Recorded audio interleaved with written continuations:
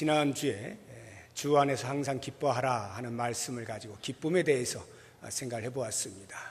희년은 기쁨의 해이기도 하다는 것을 말씀을 드렸는데, 오늘 그 기쁨과 깊은 관련이 있는 감사에 대해서 이어서 계속 말씀을 드려보도록 하겠습니다. 감사라고 하는 것은 나 아닌 다른 사람에 대한 감정입니다. 내가 나를 감사하는 경우는 거의 없죠.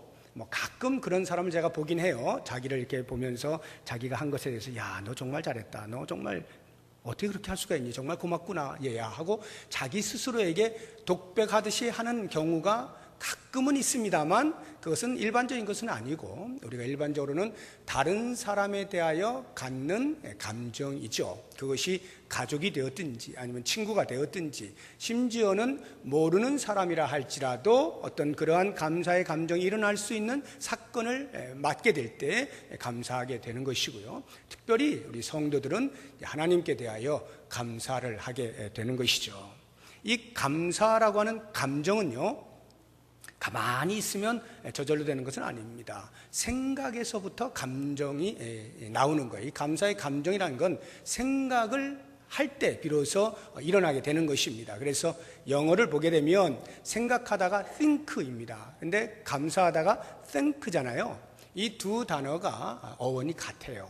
생각하는 것이 곧 감사하는 것이고, 감사하려면 생각해야 된다라고 하는 것을 우리들에게 이야기해 주고 있는 대목입니다. 그러면 우리가 보통 언제쯤 감사를 느끼게 되는가, 이렇게 생각을 해보면요, 누군가가 나에게 친절을 베풀었을 때, 호의를 베풀었을 때, 그것이 저 사람이 나에게 친절을 베풀었구나 생각이 들면 그때 감사할 수가 있게 됩니다. 그리고 그 친절이라고 하는 것이 그 사람이 나에게 어떤 유익을 주려는 목적을 가지고, 의도를 가지고 시행했다라는 생각이 들 때 역시 감사할 수 있게 됩니다. 그리고 더 크게 우리가 감사를 할 수 있는 것은, 그렇게 베푼 친절이 나에게 가치 있게 다가올 때는 더욱 크게 감사를 할 수가 있게 되겠죠.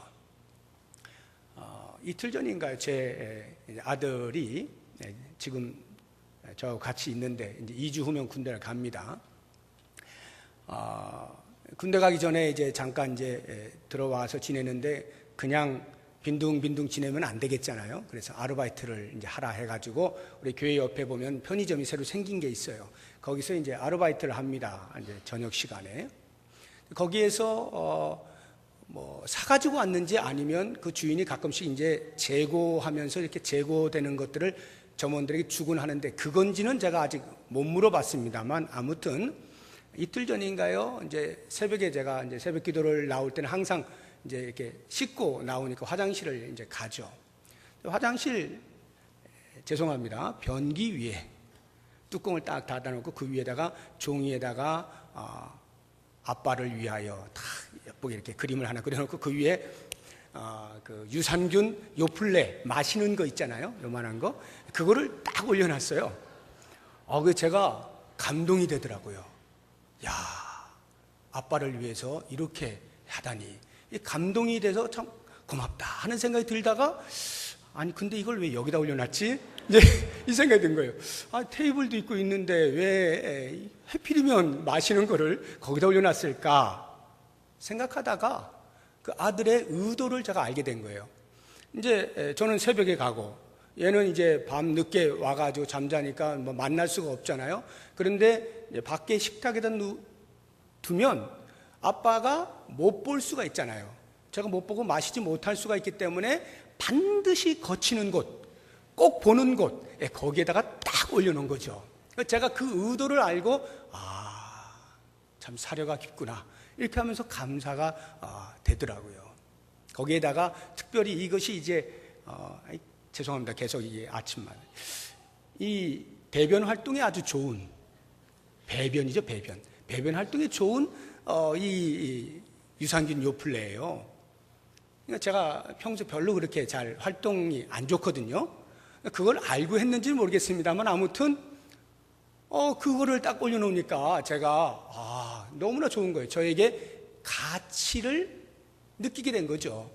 그러니까 제 아들에 대한 감사가 참 많이 생겨났던 짧은 시간이었습니다.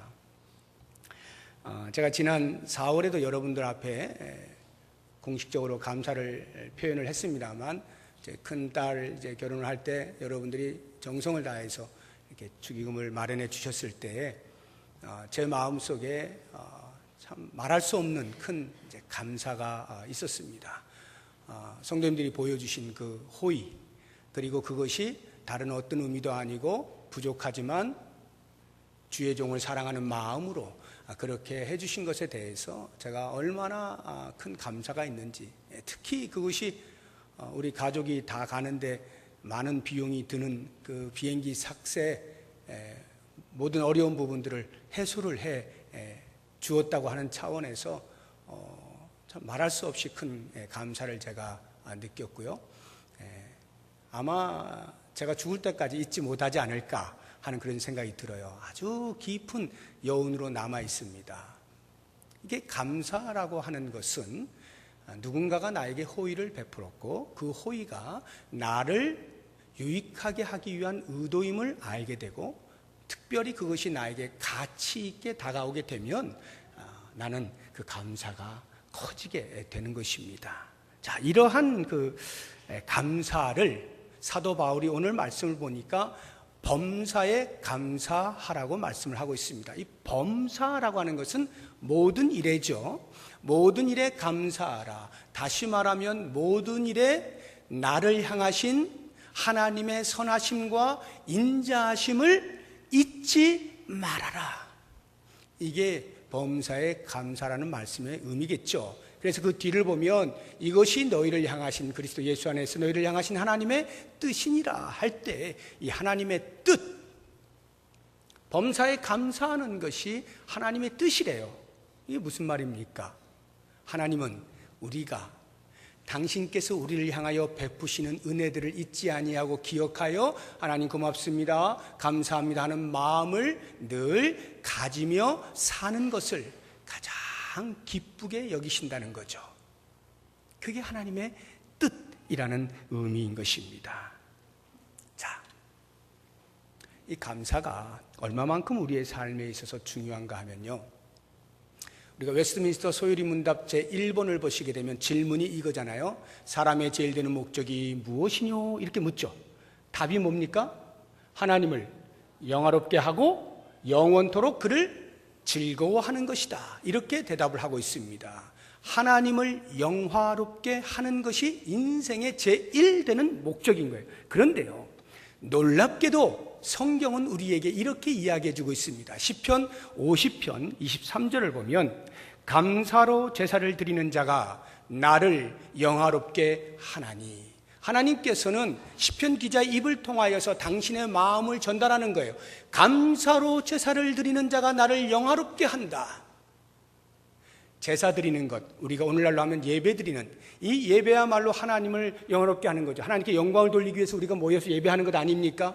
그런데요, 그냥 예배하는 것이 아니라 하나님이 나에게 베푸신 은혜가 얼마나 큰지를 생각하면서 그 은혜에 감격하고 감사하는 마음을 가득 담아서 나와 예배할 때 그 예배를 통해 하나님이 가장 영광을 받으신다는 거예요. 감사가 중요한 겁니다. 그냥 드리는 예배가 아니라 감사로 드리는 예배. 그렇다고 하면 그것은 비단 우리의 삶에서 예배 때에만 그 이야기가 아니라 언제나 어디에서든 무엇을 하든지 감사로 행하게 되어질 때 그것이 하나님을 영화롭게 한다는 것 아니겠습니까?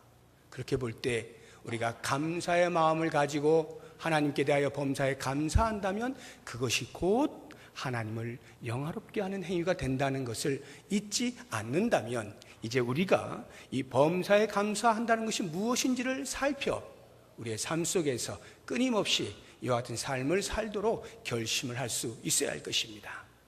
그래서 오늘 제가 한 3가지 정도로 이 범사라고 하는 것이, 말은 알아듣죠. 모든 일이라고 하는 것인데 과연 그 모든 일의 범위가, 영역이 어느 정도까지일 것인가에 대해서 좀 구체적으로 생각을 해봤으면 좋겠어요. 그래서 제가 좀 굵직하게 한 3가지 정도의 영역을 말씀을 드리려고 해요. 그런 것들이 모두 범사에 포함이 된다는 것인데요. 그 첫 번째가 하나님께로부터 받은 은혜에 대하여 감사하는 것입니다. 받은 은혜에 대하여 감사하는 것을 저는 상식적 감사라고 표현을 하고 싶습니다. 우리가 구원을 받았죠. 죄 가운데에서 하나님을 알지 못할 때 하나님이 먼저 우리를 찾아오셔서 예수 그리스도를 통하여 구원의 은혜를 알게 하셨습니다. 놀라운 은혜입니다. 뿐만 아니라 우리가 죄를 지을 때마다 주의 이름으로 구하면 어떠한 죄든지 하나님께서는 개의치 아니하시고 동이서에서 먼 것처럼 그 모든 죄의 짐들을 다 멀리 하시는, 그렇게 놀라운 은혜를 베푸시는 하나님이시죠. 우리가 힘들고 어려울 때, 환경으로부터 또는 대적들로부터 옥죄어 올 때 하나님께서 천사들을 보내서 우리들을 보호하시고 지키시고 선한 길로 인도하시는 이와 같은 받은 은혜들을 생각하면 감사하지 아니할 수가 없습니다. 병들어서 고통 가운데 있을 때 하나님 앞에 간절히 기도했는데 하나님께서 나를 낫게 하여 주시는 치유의 은혜를 경험하게 될 때 받은 은혜가 있는 것이죠. 심지어 사도 바울은 나를 충성되이 여겨 하나님의 교회를 위하여 일을 할 수 있도록 직분을 주신 것에 대하여 또 감사를 했습니다. 하나님께로부터 직분을 받아 섬기는 것이 감사예요. 은혜에 대한 감사입니다. 내가 열심히 일하니까 하나님이 나에게 감사해야지가 아니라 나를 충성되이 여겨서 사용하시는 그 하나님 앞에 그것을 은혜로 알고 감사할 수 있는 것, 이게 다 받은 은혜에 대한 감사입니다. 때를 따라 우리에게 먹을 것을 주시고 일용할 양식으로 살아가게 하시고 필요한 것들 때를 따라 공급해 주시는 그 은혜 또한 우리가 받은 것이죠. 자, 그러면 이와 같은 받은 것들에 대해서 우리가 하나님 앞에 감사한다라고 할 때 제가 그것을 상식적 감사라고 말씀을 드렸어요. 질문을 드리겠습니다. 나는 과연 상식이 있는가? 스스로 한번 질문해 보시고 답을 해 보시기 바랍니다. 나는 과연 상식이 있는가? 제가 지금 드리는 질문은 대단히 상식적인 질문이에요. 야, 그거 모르는 사람이 어디냐? 내가 받았는데 받은 거에 대해서 감사하다고 하지 않는 사람이 어딨냐? 상식이지, 상식이야. 우리가 이렇게 이야기하지 않습니까? 맞습니다. 상식인데 성경을 보면요, 한 사건을 통해서 우리에게 그 상식이 상식으로 통하지 않을 수도 있다는 것을 알려주고 있습니다. 누가복음 17장에 보면 10명의 문둥병자가 예수님께 소리를 칩니다. 주여, 우리를 불쌍히 여기소서, 좀 고쳐주세요, 이 말이죠. 그때 예수님께서 그들에게 가서 제사장에게 너희의 몸을 보여라. 그 말은 깨끗하게 될 것이다, 이런 말이에요. 지금 당장 깨끗하게 되지 않았습니다. 그러나 이 문둥병자들이 믿음으로 그것을 순종하여서 길을 가는데, 길 가는 도중에 깨끗이 나은 것을 다 보게 되는 것입니다. 와, 어떻게 이런 일이, 하고는 모두가 기뻐했겠죠. 근데 성경에서 기록하고 있는 건 그 가운데 한 명의 사마리아인만이 하나님께 영광을 돌리고 고쳐주신 예수님께로 다시 와 몸을 굽혀 경배를 합니다. 감사를 표현했다, 이 말이죠. 여러분, 이게 뭘 의미하겠어요? 우리의 상식은 10명이 나음을 얻었으면 10명이 다 오는 것이 상식 아닙니까? 그런데요, 놀랍게도 그 사건은 10명 가운데 9명이 상식적이지 않다는 것을 우리에게 보여주는 거예요. 어쩌면 이것이 우리의 모습을 대변하고 있는지도 모르는 것입니다. 우리는 상식이라 생각하고 하나님이 나에게 은혜를 베푸시면 나는 당연히 감사하지 라고 생각을 하지만, 때로는 우리가 놓치는 것이 얼마든지 많이 있을 수 있음을 시사해 주는 것이 이 10명의 문둥병자의 사건인 것입니다. 그러므로 여러분, 우리가 과연 상식적이기 위해서, 하나님께로부터 받은 은혜에 감사하기 위해서는 먼저 해야 될 게 있죠. 뭐가 하나님의 은혜인지를 알아야 되겠죠. 나에게 임한 것 가운데 뭐가 하나님의 은혜인지, 무엇이 하나님의 은혜로 말미암아 주어진 것인지를 헤아릴 줄 알아야 감사가 있을 것 아닙니까? 그래서 제가 오늘 여러분들에게 말씀드리고 싶은 것은 나에게 다 당연하다고 생각되어지는 것, 이건 뭐 당연한 거지, 늘 내 옆에 있는 것이지 라고 생각되어지는 것을 이제부터 생각을 하시라는 거예요.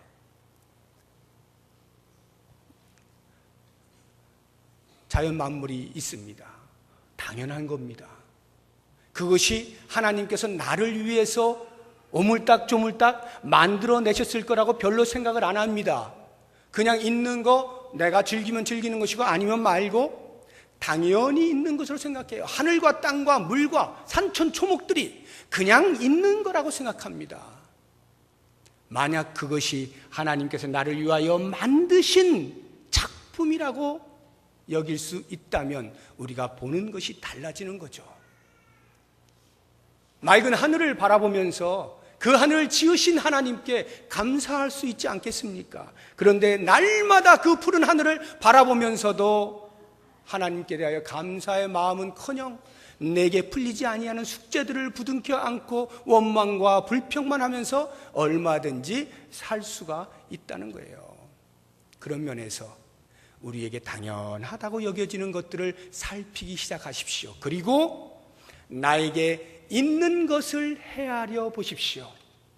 미련한 사람은 손에 들지 못한 것을 생각하면서 불평합니다. 이것도 없네, 저것도 없네, 나는 왜 이게 없어? 계속 불평합니다. 그러나 지혜로운 자는 나에게 있는 것을 헤아려 그것을 주신 하나님의 은혜에 감사를 하는 것입니다. 여러분, 가정이 있으십니까? 남편이 있으세요? 아내가 있으세요? 있는 겁니다. 감사한 거예요. 자녀가 있으십니까? 감사한 거예요. 제가 이런 이야기 하니까, 목사님, 저는 자녀가 없는데요. 목사님, 저는 지금 제 남편 죽었는데요. 저는 저 혼자인데요. 혹시 그러시는 분은 없는 거 생각하지 마시고, 저는 지금 예를 든 거니까 여러분에게 있는 게 뭔가를 살피시라고요. 뭐가 있는지를 살피세요. 그러면 그것이 하나님의 은혜로 내게 주어진 것임을 깨닫게 됩니다. 그것을 깨달을 때 아홉 문둥병자처럼 그냥 그 기쁨에 들떠서 그 은혜를 베푸신 분을 잊어버리든지, 아니면 내가 나았네, 자 그러면 지금부터 내가 밥 먹고 살아야 되는데 어떡하지, 또 앞일을 걱정하느라 감사를 잊어버리는 그러한 경우가 생기지 않도록 끊임없이 내 삶 가운데 있게 하신 그 하나님의 은혜를 한 조목조목을 살피셔서 그것에 대하여 일일이 하나님 앞에 감사하기 시작하면 우리는 드디어 상식적인 감사를 할 수가 있게 되는 것입니다. 여러분, 이제 집에 돌아가시면 제일 먼저 오늘 이렇게 종이 한 장을 꺼내 놓으시고 볼펜을 들으시고요, 지금까지 내 삶 가운데 하나님께서 나에게 무엇을 베풀어 주셨는가, 지금 나에게 있는 것을 하나씩 한번 적어보세요. 리스트를 쭉 작성하십시오. 모르긴 몰라도요, 생각을 하기 시작하면 한 장 갖고 어림도 없을 겁니다. 제법 많은 내용들이 나올 수 있을 거예요. 그것들을 지금까지는 그냥 있는 것으로만 알고 있었지만 이제는 그것이 하나님의 은혜로 주어진 것이군요 하고 그 한 가지에 대해서 감사하고 한 가지에 대해서 감사하고 이렇게 하시다 보면 상식적 감사가 우리의 삶 가운데 자동적으로 습관적으로 붙을 수가 있을 거예요. 자, 이렇게 상식적인 감사가 되면요, 이제 한 걸음 더 나아가야 됩니다. 범사에 감사한다는 것은 상식적 감사에 그쳐서는 안 돼요. 그 한 걸음 더 나아가는 것이 뭐냐면 받을 은혜에 대하여 감사하는 겁니다. 아직 내 손에 잡힌 게 없어요. 그러나 받을 것을 생각하고 감사하는 거예요. 저는 이것을 믿음의 감사라 이렇게 표현하고 싶습니다. 요나가요, 하나님 말씀을 어기고 도망가다가 붙잡히잖아요. 그래서 바다에 빠져가지고 물고기 뱃속에 3일 동안 갇히지 않습니까? 그때 요나서 2장을 보면 그의 기도로 꽉 차 있는데요, 그 기도의 내용을 한마디로 요약하면 날 구원하신 하나님 감사합니다. 이게 요나서 2장의 요약이에요. 그는 지금 물고기 뱃속에 있어요. 그런데 날 구원하신 하나님 감사합니다예요. 모르겠습니다. 그가 바다에 빠지는 순간에 이제 죽었구나 하는데 눈을 떠보니 어디에 뱃속에 따뜻한 데 들어가 있어서 하나님이 나를 살려주셨다 하고 감사하는 것일 수도 있겠습니다만, 그것보다는 훨씬 더 미래적으로 하나님이 내가 도망가니까 나를 다시 잡아다가 깨우치게 하시고 그 사명을 감당하게 하시는구나, 이제 나를 이 물고기 뱃속에서 살아가게 하시겠구나, 사명을 감당하게 하시겠구나 라고 하는 그것을 믿음으로 바라보고 하나님 앞에 감사한 것으로 보는 것이 훨씬 맞습니다.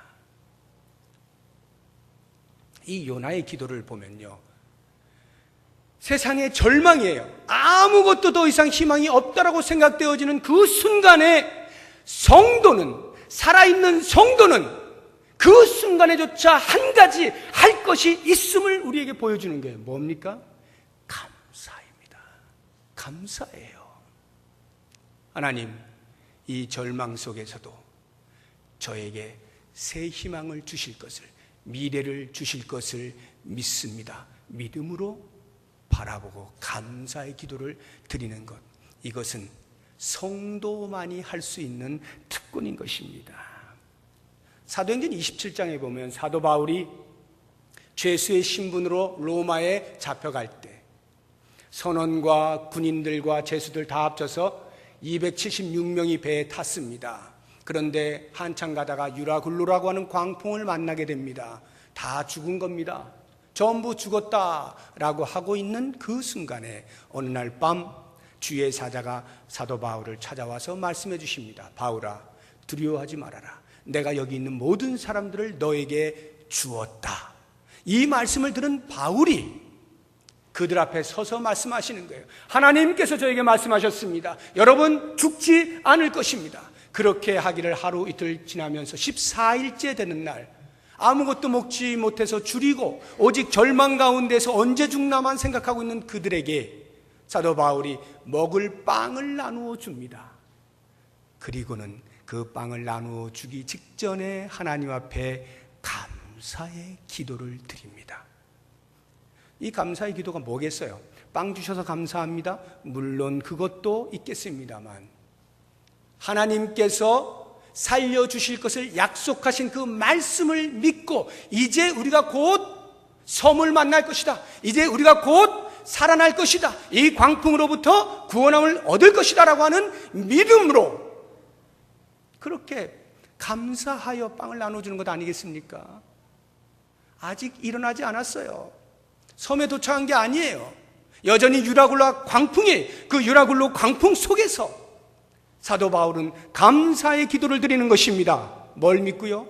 약속하신 말씀을 믿고요.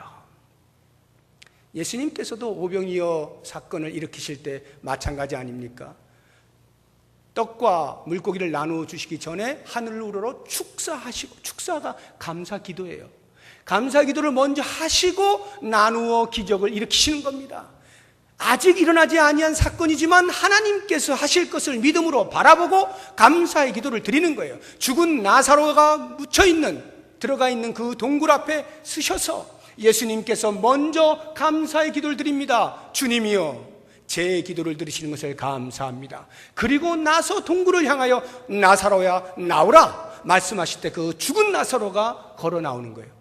아직 사건이 일어나지 아니한 순간에 믿음으로 감사의 기도를 드릴 수 있는 것, 그래서 이 감사는 믿음의 기도예요. 그러니까 이러한 감사는 반드시 믿음을 필요로 하는 것입니다. 오늘 우리 기도하신 장로님 제일 앞에 성경 구절로 이렇게 읽으신 거 기억나십니까? 빌립보서 4장 6절 7절 말씀인데요. 아무것도 염려하지 말고 다만 모든 일에 기도와 간구로 너희 구할 것을 감사함으로 아뢰라. 그리하면 모든 지각에 뛰어난 하나님의 평강이 그리스도 예수 안에서 너희 마음과 생각을 지키시리라. 여러분 생각해 보세요. 아무것도 염려하지 말고, 염려를 nothing, 아무것도 하지 말라는 거예요. 그럴 수 있어요? 염려 안 하실 수 있습니까? 아무것도 안 할 수 있습니까? 있습니다. 언제? 다만 모든 일에, everything, 모든 일에 기도와 간구로 감사함으로 하나님께 아뢰면 그 사람은 염려를 안 할 수가 있어요. 염려 대신 기도를 택하는데 그 기도가 감사의 기도예요. 무슨 감사의 기도입니까? 아직 일어나지 않았어요. 문제가 해결되지 않았어요. 염려가 산더미예요. 그런데 그 산더미같이 쌓인 염려의 한가운데서 오히려 감사의 기도를, 하나님이 이 모든 문제를 해결해 주실 것을 제가 믿습니다. 감사합니다. 그 기도를 드리는 사람은 염려하지 않고 살 수가 있는 거예요. 놀랍지 않습니까? 믿음의 기도. 이 믿음은 우리가 범사에 감사하는, 믿음의 감사를 행하는데 반드시 필요한 거예요. 여러분, 어쩔 원하기는 여러분의 삶 가운데에서 산적해 있는, 해결되지 아니한 수없이 많은 문제들이 여러분 주변에서 여러분을 옥죄어 온다 할지라도 그것 때문에 좌절하거나 절망하거나 시름시름 앓거나 주저앉거나 포기하지 마십시오. 오히려 그때 벌떡 일어나 무릎을 꿇고 하나님 앞에 기도를 하시는데 감사의 기도를 드리십시오. 하나님께서 이 절망 가운데 나를 세워주실 것을 믿습니다. 감사의 기도를 드리실 때 그 사람은 그 감사의 내용대로 하나님의 도우시는 은혜를 경험하게 될 것입니다. 이제 마지막 세 번째로, 범사에 감사한다는 것이 어디까지냐, 이 마지막 세 번째를 우리가 할 수 있어야 되는데요. 받지 못함에도 불구하고의 감사입니다. 받지 못했음에도 불구하고의 감사. 저는 이것을 초월적 감사라고 표현을 하고 싶은데요. 이 초월적 감사를 하는 데까지가 범사의 영역에 포함이 되는 것입니다. 대표적인 것이 사도 바울의 육체의 가시 아닙니까? 고린도후서 12장에 보게 되면은 바울이 전도하는데 아주 어려움을 겪는 육체의 어떤 질병이 있었잖아요. 그게 간질병이 됐든 안질이 됐든 학자들마다 조금씩 말을 다르게 합니다만 중요한 것은 복음을 증거하러 다니는데 불편한 무엇이 있었던 거예요.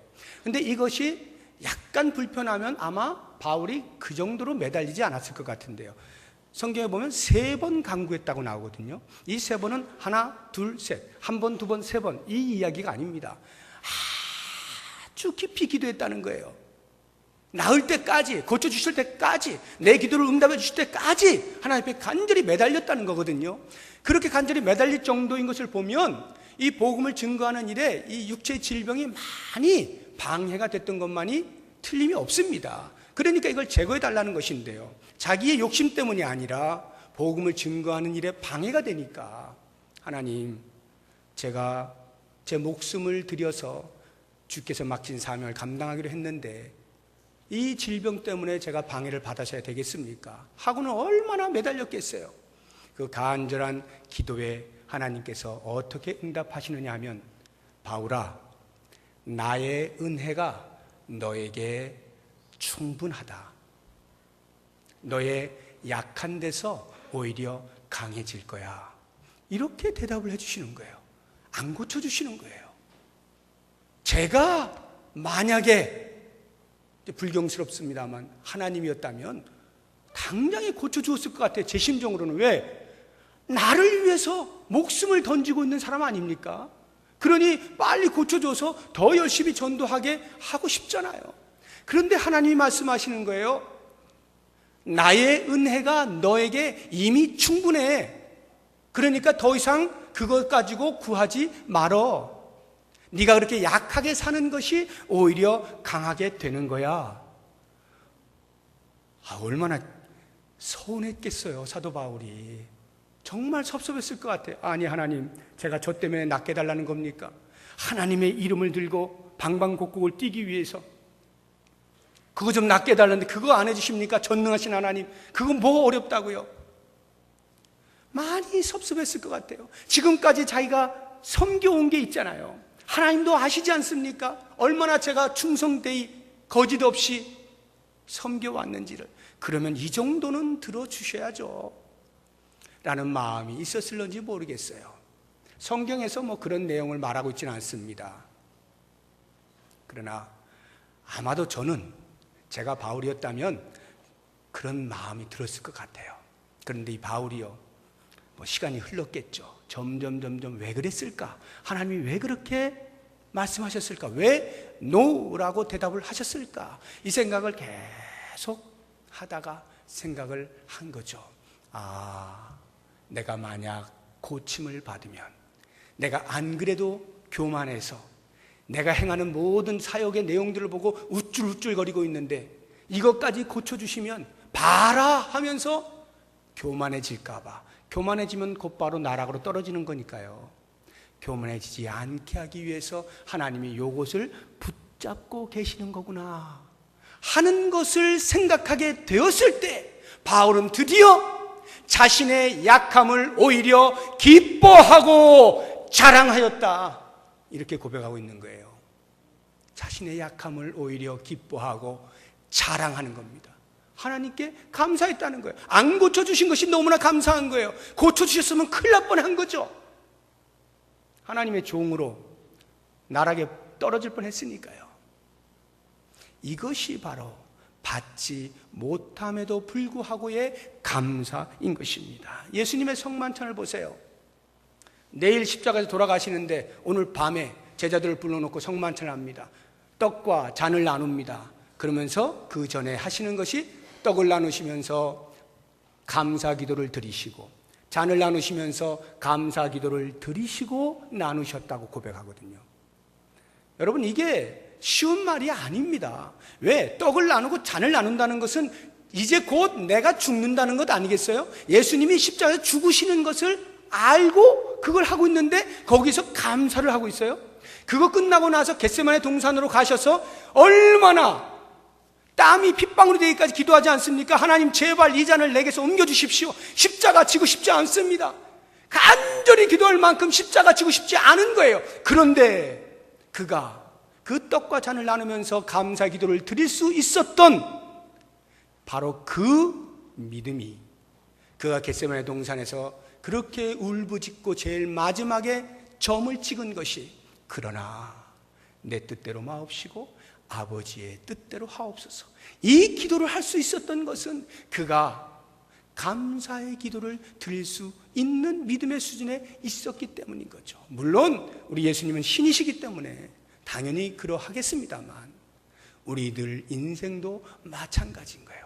때로는 우리가 노라는 대답을 들을 때가 있어요. 우리의 부모님과 자녀의 관계도 마찬가지 아닙니까? 제 자녀가 저에게 무엇인가를 요청할 때 다 들어주죠. 왜 안 들어주겠어요? 자녀가 말하는 건데요. 그러나 안 들어줄 때가 있습니다. 언제요?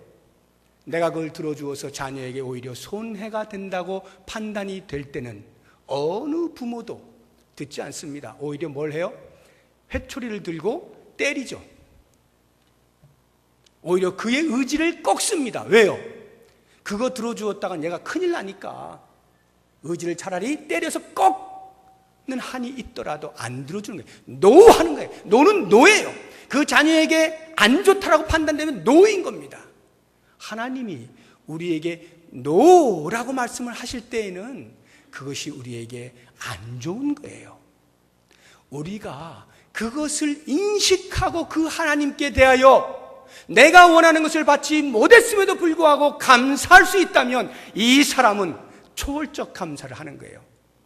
우리의 자녀 가운데 무언가를 요청했는데 안 돼! 말을 안 들어요. 매를 대서라도 안 되는 건 안 되는 거야. 그럼 어떻게 보통 자녀들이 엉엉 울고 자기 방에 들어가서 문 꽉 잠그고 안 본다 이거죠. 나 삐졌다, 나 화났다, 건드리지 마라. 보통은 이러죠. 그런데 성숙한 자녀는, 아버지와 어머니와 그 교통에 있어서 성숙한 자녀는 엄마 아빠가 왜 나에게 매를 댔을까에 대한 생각을 하면서 이게 내가 무리한 요청을 한 거구나. 내가 사실 안 좋은 거를 내가 요청했던 거구나. 그걸 엄마 아빠가 알게 하시는 건데 내가 끝까지 고집을 부렸구나. 깨닫게 되면서 차라리 매를 대주신 그 엄마 아빠에게 감사한 마음이 드는 거죠. 이게 성숙한 자녀거든요. 똑같습니다. 성도된 우리들이 하나님으로부터 노를 들었을 때 그것이 나를 위하여 힘들지만 말씀해 주시는 하나님의 마음이라고 하는 것을 깨닫게 되는 순간, 우리는 비록 내가 원하는 것을 받지 못했다 할지라도 그 하나님 앞에 감사합니다, 감사합니다 고백할 수가 있는 것이죠. 이게 초월적 감사인데요, 저는 바로 이 초월적 감사, 이것이 범사에 감사하는 영역 안에 반드시 포함이 되어야 한다고 생각을 합니다. 이제 말씀을 정리해 보겠습니다. 범사가 어디까지입니까? 받은 은혜에 대한 상식적 감사, 아직 받지 못했으나 받을 것을 믿음으로 바라보고 감사할 수 있는 것, 그리고 때로는 내가 받지 못할지라도 그럼에도 불구하고 감사할 수 있는, 이것이 우리가 범사에 감사하는 거예요. 그렇게 되면 어떤 일이 벌어지느냐 하면, 우리의 감사는 하나님으로부터 오는 또 다른 은혜를 부르는 통로가 됩니다. 10명의 문득병자 가운데 그 돌아온 한 명이 예수님 앞에 엎드려 감사를 표현했을 때 예수님께서 그에게 말씀하신 것이, 일어나 가라, 내 믿음이 너를 구원하였다. 육체의 깨끗함을 입은 것이, 그래서 그것으로 인하여 하나님 예수님 앞에 나와서 감사를 했더니 예수님께서는 영혼의 구원의 은혜까지 입게 하시는 겁니다. 하나의 감사는 또 다른 은혜를 부르는 통로예요. 잊지 마십시오. 그래서 우리가 범사의 감사함으로 하나님께 영광을 돌리고 우리의 삶 가운데 하나님의 은혜가 폭포수같이 쏟아지는 것을 경험할 수 있기를 주의 이름으로 축복합니다. 이 시간 우리가 기도하기 전에 같이 찬송을 한 곡 같이 부르려고 하는데, 이 찬송 너무나 자주 부르는 찬송이고요, 가사의 내용이 제가 말씀드린 것들을 요약해서 정리를 해놓고 있어요. 순서는 뒤죽박죽으로 되어 있습니다만 하나씩 하나씩 가사를 보시면 과연 그렇구나 고개를 끄덕이실 수가 있게 될 것인데, 날 구원하신 주 감사, 이 찬송 같이 부르겠습니다.